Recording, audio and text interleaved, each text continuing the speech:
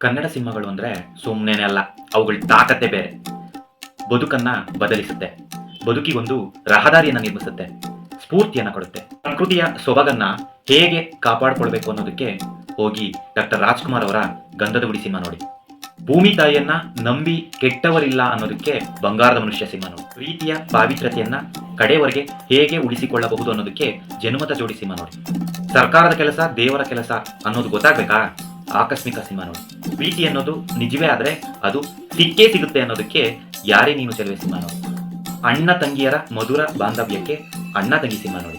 ಅಣ್ಣ ತಮ್ಮಂದಿರು ಹೇಗೆ ಒಗ್ಗಟ್ಟಾಗಿ ಬದುಕಬೇಕು ಅನ್ನೋದಕ್ಕೆ ಯಜಮಾನ ಸಿನಿಮಾ ನೋಡಿ.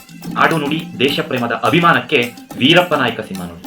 ಸ್ನೇಹವನ್ನ ಉಸಿರಿರುವವರೆಗೆ ಹೇಗೆ ಉಳಿಸಿಕೊಳ್ಳಬೇಕು ಅನ್ನೋದಕ್ಕೆ ದಿಗ್ಗಜರು ಸಿನಿಮಾ ನೋಡಿ. ತಾಯಿಯ ಮೇಲಿನ ಅಮೋಘ ಪ್ರೀತಿಗೆ ಜೋಗಿ ಸಿನಿಮಾ ನೋಡಿ. ಕಷ್ಟದಲ್ಲಿರುವ ಸ್ನೇಹಿತರಿಗೆ ಹೇಗೆಲ್ಲಾ ಸಹಾಯ ಮಾಡಬಹುದು ಅನ್ನೋದಕ್ಕೆ ಹುಡುಗರು ಸಿನಿಮಾ ನೋಡಿ. ತಂದೆ ತಾಯಿಯನ್ನ ಹೇಗೆ ನೋಡ್ಕೋಬೇಕು ಅನ್ನೋದಕ್ಕೆ ರಾಜ್ಕುಮಾರ ಸಿನಿಮಾ ನೋಡಿ. ನಾಯಿಯ ಮತ್ತೆ ಮನುಷ್ಯನ ವಿಶೇಷ ಸಂಬಂಧ ಪ್ರೀತಿ ಕಾಳಜಿಗೆ ಚಾರ್ಲಿ 777 ಸಿನಿಮಾ ನೋಡಿ.